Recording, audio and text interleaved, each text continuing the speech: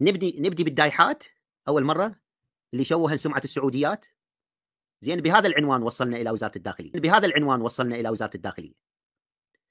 مجموعه من الاسماء الوهميه على اليوتيوب لديهن قنوات يدعين انهن سعوديات، ولديهن ممارسات جنسيه في الخاص، وداخلات في قنوات ساقطه اخلاقيا، وهي قنوات ملحدين اصلا.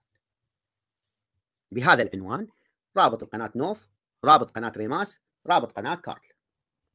بهذه الرساله وصلت قبل يومين، مو هسه، وما حد يلومني بعد كل اللي سويته. صبرت الى انه الناس شافت بعينها اللي صار، والتعديات والكذا وفرحتوا هوايه كثير، فرحتوا وضحكتوا، وصار عندكم متابعين كثير، والقنوات مالتكم كبرت، وعلاء ما بقى احد يتابعه وما حد يشارك معه. انا هيك كنت بتويتر، ما حد يخلي لي قلب، ما حد يسوي لي ريتويت، لكن ما كان هذا هدفي. كان هدفي أن أدافع عن بلدي ضد التشويه اللي كان يصير على العراق في تلك الفترة. ووجودي باليوتيوب أيضا مو هدفه أنه كم ساقط وساقطة تجي تسوي لي حركة بالشات.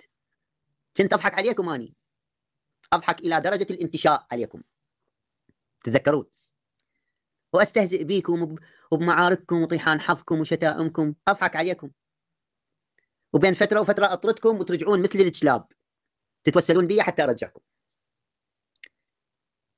ولعبت بيكم لعب، بين فتره وفتره اطرد كم واحد ويجي والله دكتور علاء احنا نحبك انت ليش هيك، وارجعكم مثل الكلاب واطردكم مثل الكلاب، وانتم تقولون ها لا والله احنا كنا نستهزئ بعلاء. اني يا ولد كنت اضحك عليكم. رجعوا على البثوث وشوفوا شلون الضحكات مالتي توصل على طيحان حظكم. قلت لكم توصلوني الى مرحله الانتشاء، زين، انتشاء على طيحان حظكم اللي اشوفه. كان عندي وقت فراغ وكنت اضحك عليكم بي، ولا زلت اضحك عليكم. وعبالكم انتم هزمتوني. ايش هزمتوا مني؟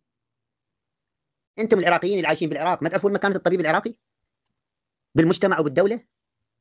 ها، ما فهمتهم انت يا زمال يا راسل، وانت يا تافه يا دريد، وانت يا منافق يا محمد الغريب؟